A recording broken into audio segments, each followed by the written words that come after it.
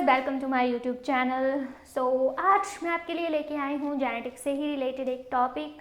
तो आज हम डिस्कस करने जा रहे हैं on the topic that is chromosomal theory of inheritance. So ये भी जेनेटिक्स से रिलेटेड एक टॉपिक है and this is very important topic with respect to competitive exams. कि तो कम्पिटिटिव एग्ज़ाम्स में जो है वो बहुत सारे क्वेश्चंस यहाँ से पूछे जाते हैं, तो उसी में से ये भी एक इम्पॉर्टेंट टॉपिक है that is about chromosomal theory of inheritance.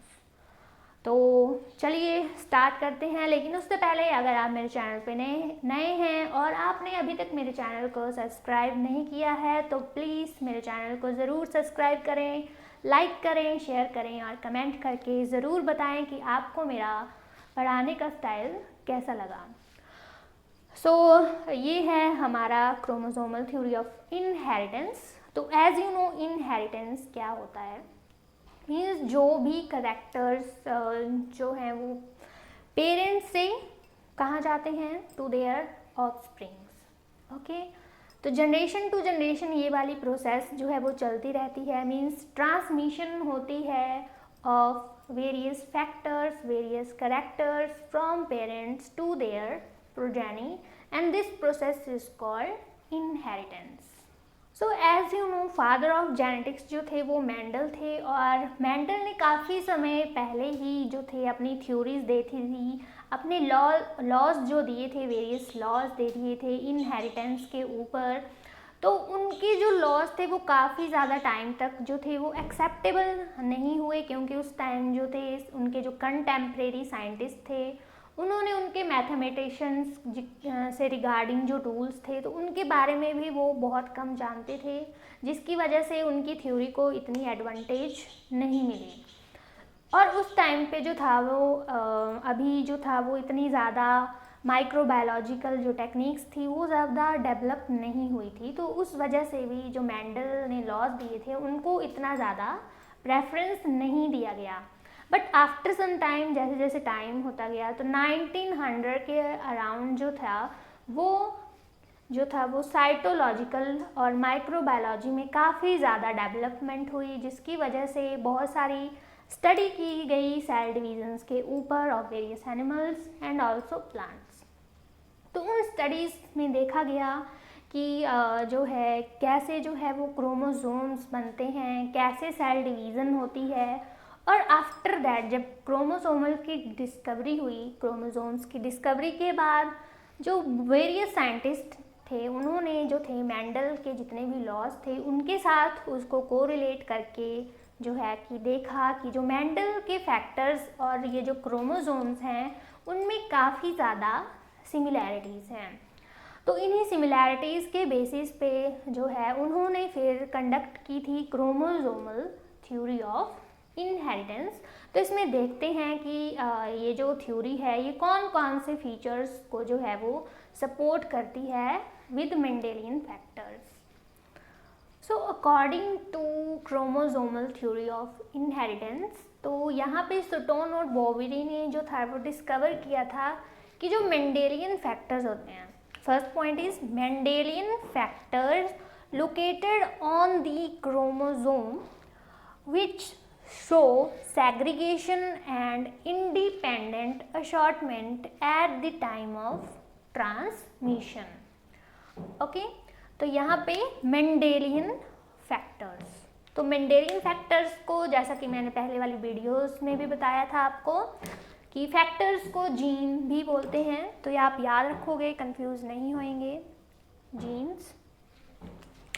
तो उन्होंने बोला कि जो मेंडेलियन फैक्टर्स हैं यानी कि जीन्स हैं वो कहाँ पे लोकेट होते हैं, locate on the chromosome, chromosome के ऊपर लोकेट होंगे, जो क्या होंगे फिर बाद में सैग्रीगेट होंगे, अलग अलग हो जाएंगे और क्या शो करेंगे, इंडिपेंडेंट असॉर्टमेंट जो है वो शो करते हैं at the time of transmission. Okay, transmit होंगे from one generation to the next generation, और वहाँ पे जो है क्या करेंगे, सैग्रीगेट होंगे और इंडिपेंडेंट असॉर्टमेंट जो है वो शो करेंगे। तो अगर आपने मेरी पहले वीडियोस देख ली हैं इंडिपेंडेंट असॉर्टमेंट या फिर लॉ ऑफ सेग्रीगेशन के ऊपर, तो आपको यहाँ पे ये वाला पॉइंट अच्छे से समझ आएगा।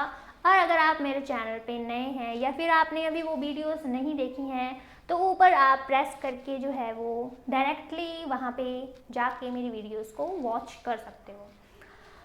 तो यहाँ पे ये फर्स्ट पॉइंट था कि मेंडेलियन फैक्टर जो है वो क्रोमोसोम के ऊपर होते हैं और शो करते हैं segregation and independent assortment at the time of transmission from one generation to next generation. So this is the first and main point of this theory. Second one is gamete bridge between two generations. यानी कि जो gamete होता है वही bridge बनता है। Okay, जैसे bridge होता है, टू पार्ट्स को कनेक्ट करता है ब्रिज आपस में, वैसे ही गैमीट जो है वो टू जनरेशन्स को आपस में जो है वो कनेक्ट करता है। ओके, क्योंकि गैमेट ही ऐसा सब्सटेंस है जो ट्रांसमिट होगा from one generation to next generation. Next है हमारे पास that both gametes contribute equally in genetic constitution of offspring. Okay, तो दोनों गैमीट्स यानी कि मेल, मान लीजिए ये मेल से आ रहा है एक्स टाइप का और फीमेल से भी आ रहा है एक्स टाइप का, तो बाद में फर्टिलाइजेशन होगी और हमारे पास दिस इज जायगोट और ऑफस्प्रिंग। तो ऑफस्प्रिंग का जो हम देख सकते हैं यहाँ पे जेनेटिक कॉन्स्टिट्यूशन है वो किसकी हेल्प से बन रहा है, इन्हीं दोनों गैमेट्स की हेल्प से, और दोनों जो है वो इक्वली कंट्रीब्यूट करेंगे to make genetic constitution of offspring. Next है हमारे पास only nucleus passes from sperm, यानी कि जब स्पर्म और एग की मीटिंग होती है, मीटिंग पॉइंट पे क्या होता है कि जो ओवम होता है उसके पास आता है स्पर्म, और स्पर्म का जो सिर्फ न्यूक्लियस का पार्ट है वही एग के अंदर जो है वो एंटर होगा, बाकी के पार्ट जो हैं वो डीजनरेट हो जाते हैं। बाकी के पार्ट ओवम अलाउ नहीं करता है, सिर्फ स्पर्म का न्यूक्लियस ही एंटर करेगा ओवम के अंदर। तो कहने का मतलब न्यूक्लियस ही सेंटर है जेनेटिक मटेरियल का, कि क्योंकि और सारी की सारी एक्टिविटी जो होती है सेल की वो न्यूक्लियस ही परफॉर्म करता है। तो यहाँ से भी पता चलता है कि जो न्यूक्लियस है, न्यूक्लियस के अंदर ही क्या होता है, जेनेटिक इन्फॉर्मेशन जो है वो प्रेजेंट रहता है। तो ये मेन पॉइंट था इसका भी कि जो न्यूक्लियस होगा वही पास आउट होगा स्पर्म से, और फिर जो है वो दोनों न्यूक्लियाई ओवम का और स्पर्म का न्यूक्लियाई आपस में जो है वो क्या करते हैं, फर्टिलाइजेशन होती है और बाद में जाइगोट बनता है। नेक्स्ट है chromatin constitute to form chromosome during cell division. Means क्या होगा कि जो क्रोमेटिन होता है जो कि न्यूक्लियस के अंदर ही प्रेजेंट रहता है, तो उस टाइम क्या होता है ड्यूरिंग सेल डिवीज़न, क्रोमेटिन जो है वो डिवाइड होता है, ऑर्गेनाइज होता है टू फॉर्म क्रोमोसोम्स। यानी कि क्रोमोसोम कहाँ से बन रहे हैं, इस क्रोमेटिन से उनकी फॉर्मेशन हो रही है क्रोमोसोम्स की। नेक्स्ट पॉइंट है एनी एडिशन और deficiency in chromosome produce drastic changes. तो अब हमारे पास क्या है, जो क्रोमोसोम है वो बन गया है, ठीक है, और अगर मान लीजिए क्रोमोसोम्स में कोई भी एडिशन हो गया, मान लीजिए फॉर एग्जांपल ह्यूमन बीइंग्स में 46 क्रोमोसोम होते हैं, मान लीजिए अगर वहाँ पे एडिशन हो गया 47 हो गए, या फिर डिलीशन हो गया यानी कि 46 की जगह 44 हो गए, तो क्या होगा, या 45 हो गए 44, कुछ भी, मतलब डिलीशन हो सकता है या एडिशन हो सकता है। तो उसकी वजह से क्या होता है, जो क्रोमोसोम है उसमें क्या आ जाएंगी, ड्रास्टिक चेंजेस आ जाएंगे। ओके, जो कि फैटल होते हैं, हार्मफुल हो सकते हैं उस इंडिविजुअल के लिए। तो ये भी एक पॉइंट है इसी थ्योरी का जो इसको सपोर्ट करती है। नेक्स्ट वन, अ gamete carry only one Mendelian factor. Okay, यानी कि कोई डिप्लॉयड इंडिविजुअल है, फॉर एग्जांपल यहाँ पे मैंने लिया था, मान लीजिए ये डिप्लॉयड है यहाँ पे, ठीक है, तो अब जब इसमें गैमीट फॉर्मेशन होगी तो मेरे पास सिर्फ सिंगल जो है वो आएगा।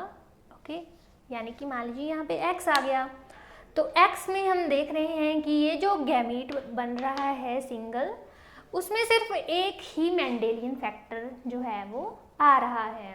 ओके, तो यहाँ पे सिंगल गैमीट के लिए सिंगल जो है वो मेंडेलियन फैक्टर आएगा। नेक्स्ट है हमारे पास 2 chromosomes of each type in an individual, यानी कि गैमीट फॉर्मेशन हुई, क्रॉसिंग हुई और फर्टिलाइजेशन के बाद क्या रिजल्ट मिलता है, हमारे पास आता है ऑफस्प्रिंग।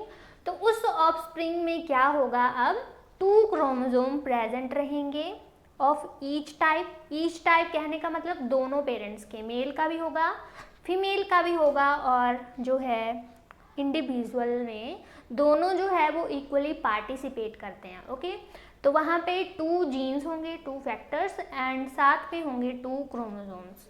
ओके, तो यहाँ पे 2 क्रोमोसोम्स रहते हैं of each type in an individuals. Next is 2 homologous chromosomes synapse during zygote and segregate at the time of anaphase 1, means 2 homologous chromosomes। Okay, homologous chromosome यानी कि जो एक जैसे होते हैं। मान लीजिए ये मेरे पास 2 homologous chromosomes हैं और ये क्या करते हैं, साइनेप्स कर देंगे। साइनेप्स मतलब ज्वाइन कर जाएंगे आपस में ड्यूरिंग जाइगोटीन। तो जाइगोटीन मियोसिस की ही एक स्टेज है प्रोफेज 1 में जाइगोटीन। तो जाइगोटीन पे जो है क्रोमोसोम्स जो हैं वो आपस में क्या करते हैं, साइनेप्सिस शो करते हैं, यानी कि ज्वाइनिंग करेंगे आपस में। फिर बाद में जैसे ही एनाफेज 1 स्टेज आती है कि एनाफेज 1 में क्या होगा, क्रोमोसोम जो हैं वो एक प्लेट से जो है वो सेंटर में होती है, प्लेट सेल के सेंटर में, वहाँ से अपने पोल्स की तरफ जाना जो है वो स्टार्ट कर देते हैं। तो फिर क्या होता है वहाँ पे, अब देखिए ज्वाइन हुए हैं और मुझे 2 डिफरेंट पोल्स की तरफ जाना है। जैसे मेरे पास ये है सेंटर में, मान लीजिए यहाँ पे मेरे क्रोमोसोम्स हैं, तो यहाँ से ये सैग्रीगेट हो जाएंगे, ऊपर वाले इस वाली साइड चले जाएंगे और ये जो नीचे वाले हैं वो इस वाले पोल की साइड जो है वो चले जाएंगे। तो मीन्स यहाँ पे क्या हो रही है, अब सैग्रीगेशन हो रही है, सैग्रीगेट हो जाएंगे at the time of anaphase 1, और साइनेप्सिस होती है during zygotene stage of prophase 1 of meiosis 1 stage of cell division. तो ये मियोसिस और माइटोसिस क्या होती है, सेल डिवीज़न की ही प्रोसेसेस हैं। तो इसके लिए मैं अलग से वीडियो जो है वो बनाऊंगी आपके लिए। Next is like Mendelian factor, the chromosome maintain their identity, number, structure from generation to generation. Okay, तो इनहेरिटेंस होगी अब क्रोमोसोम्स की फ्रॉम जनरेशन टू जनरेशन। तो यहाँ पे बोला गया कि क्रोमोसोम भी मेंडेलियन फैक्टर्स के जैसे ही क्या करते हैं, अपनी आइडेंटिटी को मेंटेन रखते हैं, अपना नंबर भी मेंटेन रखेंगे और साथ में स्ट्रक्चर को भी मेंटेन करेंगे। अब जैसे ह्यूमन बीइंग का एग्जांपल हम लेंगे, तो आप देखते हो कि ह्यूमन बीइंग्स में 46 क्रोमोसोम्स होते हैं। तो 46 क्रोमोसोम्स अगर आप किसी भी इंडिविजुअल में देख लो, सभी में स्ट्रक्चर सेम होगा, नंबर सेम होगा और उनकी आइडेंटिटी भी जो है वो सेम ही रहेगी। ओके, तो ये जो है वो सिमिलैरिटीज़ हैं दोनों में ही, Mendelian factors as well as chromosomes. So ये कुछ फैक्टर्स थे जो सपोर्ट कर रहे थे मेंडेलियन थ्योरी को, और साथ में जो है वो पैरेललिज्म शो कर रहे हैं ये क्रोमोसोम्स और मेंडेलियन फैक्टर्स के बीच में। So this is all about chromosomal theory of inheritance. तो मैंने आपको पैरेललिज्म बताया कि क्रोमोसोम्स और जीन में क्या सिमिलैरिटीज़ हैं। तो सिमिलैरिटीज़ आप देख सकते हो कि दोनों ही जीन और क्रोमोसोम्स जो हैं वो ट्रांसमिट हो रहे हैं from one generation to next generation.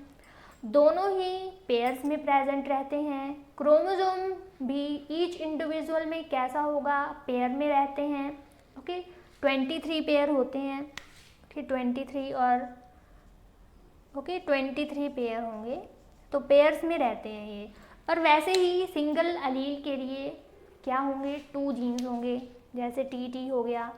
तो मीन्स इस करैक्टर के लिए 2 जीन्स होते हैं, अलील फॉर्मेशन हो रही है, ये भी सिमिलैरिटी है। और क्या सिमिलैरिटीज़ ये शो कर रहे हैं कि दोनों जो हैं वो लॉ ऑफ सेग्रीगेशन को फॉलो कर रहे हैं, ओके, यानी कि सेग्रीगेट होंगे ड्यूरिंग गैमीट फॉर्मेशन।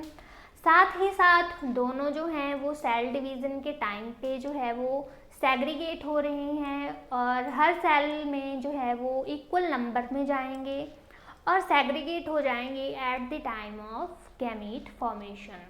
और जैसे ही फ्यूज़न होगी 2 गैमीट्स की, यानी कि 2 क्रोमोसोम्स होंगे, चाहे दोनों ही क्या होंगे, पेयर ऑफ एलील्स यानी कि मेंडेलियन फैक्टर, दोनों ही क्या करते हैं, जब जाइगोट बनता है तो दोनों पार्टिसिपेट करेंगे इक्वली, और दोबारा से जो डिप्लॉयड करैक्टर होता है इंडिविजुअल का, उसको ऑफस्प्रिंग में रीस्टोर कर लेते हैं।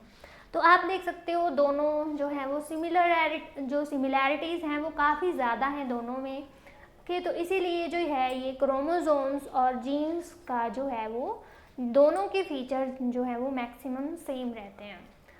So both gene and chromosomes also follow law of independent assortment, यानी कि गैमीट फॉर्मेशन होगी तो वहाँ पे दोनों सेग्रीगेट हो जाएंगे, और जब ऑफस्प्रिंग बनेगा तो वहाँ पे दोबारा से यूनाइट हो जाते हैं और अपना इफेक्ट जो है वो दोनों ही इक्वली शो करेंगे इन जेनेटिक कॉन्स्टिट्यूशन ऑफ ऑफस्प्रिंग। तो इस तरह हमने देखा कि जो क्रोमोसोमल थ्योरी ऑफ इनहेरिटेंस है और मेंडेलियन फैक्टर जो हैं वो दोनों ही क्या हैं, सिमिलैरिटीज काफ़ी ज़्यादा यहाँ पे शो कर रहे हैं। सो यही है chromosomal theory of inheritance with related to Mendelian factors. So this is all about this theory. I hope you all will be better understand. So how did you like my video? Please comment and also subscribe and share my channel. Thank you and have a nice day.